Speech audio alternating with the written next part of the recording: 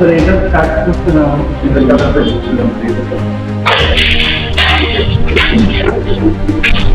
চারপাশে অন্ধকার, নীরবতা আর চাপা আতঙ্ক, আছে প্রাণের ঝুঁকিও। এর মধ্যে হঠাৎই সামনে এলেন ঢাকার উত্তর সিটি কর্পোরেশনের ডিএনসিসির মেয়র আতিকুল ইসলাম, তাও আবার দলবল নিয়ে, যাদের মধ্যে আছেন ঢাকা মহানগর উত্তর বিএনপির যুগ্ম আহ্বায়ক কফিল উদ্দিন সহ আরও 7 জন। সদর বলে ঢুকলেন গুলশানের ডিসি কার্যালয়ে। 40 মিনিট ভেতরে অবস্থান, তারপরে পিছনের দরজা দিয়ে সবাইকে সাথে নিয়ে তাড়াহুড়ো করে সটকে পড়েন আতিক। এই সময় হাতে একটি কালো ব্যাগ নিয়ে আতিকের সাথে বের হয়ে গেলেন এক ব্যক্তি, কিন্তু সবটাই ধরা পড়ল সিসি ক্যামেরায়। বলছি গেল বছরের 18 আগস্টের কথা, যে রাতে চোরের মতো মুখে মাস্ক পরে ডিএনসিসি অফিসে ঢুকেছিলেন তিনি। এর 2 সপ্তাহ আগে তীব্র আন্দোলনে ধসে পড়ে আওয়ামী লীগের দুর্গ, ক্ষমতাচ্যুত হয়ে দেশ ছাড়েন তৎকালীন প্রধানমন্ত্রী শেখ হাসিনা। সম্প্রতি সেই সিসিটিভি ফুটেজ নতুন করে সামনে আসায় আবারও আলোচনায় উঠে এসেছে বর্তমানে কারাগারে থাকা এক সময়ের দাপুটে সাবেক নগরপিতা আতিকুল ইসলাম আতিকের নাম। তবে এবার সেই ফুটেজকে ঘিরে সামনে এসেছে সাবেক সেনা কর্মকর্তা ও এনটিএমসির সাবেক মহাপরিচালক জিয়াউল আহসানের নামও। তিনিও বর্তমানে কারাগারে আছেন, চলছে বিচারিক কার্যক্রম।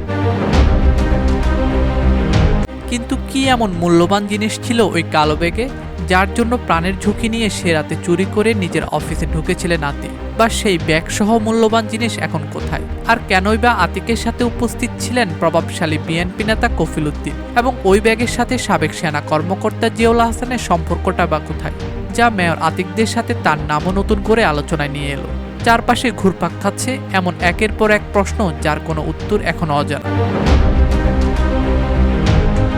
সোমবার আল জাজিরার প্রবাসী সাংবাদিক জুলকার নাইন সায়ের বিএনপি নেতা কফিল উদ্দিন সহ দলবল নিয়ে মেয়র আতিকের ডিএনসিসিতে যাওয়া ভিডিওটি ফেসবুকে শেয়ার করে চাঞ্চল্যকর এক খবর সামনে এনেছেন।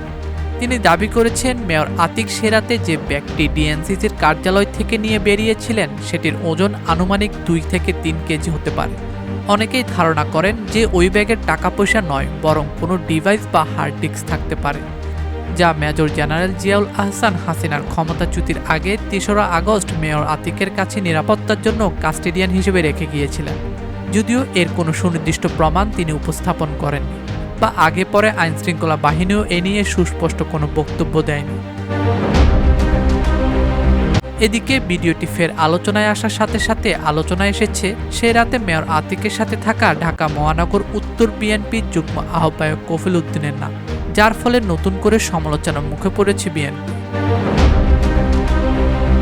জুলাই রেভলিউশনারি অ্যালায়েন্স সে রাতে সিসিটিভি ফুটেজের কয়েকটি ছবি ও বিএনপি নেতা কফিল উদ্দিনের ছবি পোস্ট করে লিখেছে, ছবিতে আতিককে সহযোগিতা করতে দেখা যাচ্ছে যাকে, তিনি ঢাকা মহানগর উত্তর বিএনপির যুগ্ম আহ্বায়ক এম কফিল উদ্দিন এবং এমপি পদপ্রার্থীদের একজন।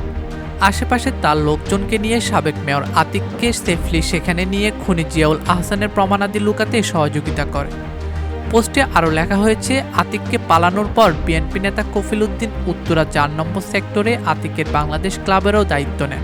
আতিকের পুরো অফিস দেখভাল, এমনকি আতিকের স্থানে নিজে অফিস করছেন বিএনপি নেতা কফিল উদ্দিন। ওই পোস্টে তাকে আইনের আওতায় এনে জিয়াউল আহসানের খুনের প্রমাণাদি উদ্ধারের দাবি করেছে সংগঠনটি। একাধিক সূত্র বলছে, আওয়ামী লীগ সরকারের শাসনামলে মেয়র আতিকের ছাত্রছায়া ছিলেন কফিল উদ্দিন সহ সেখানকার অনেক বিএনপি নেতা।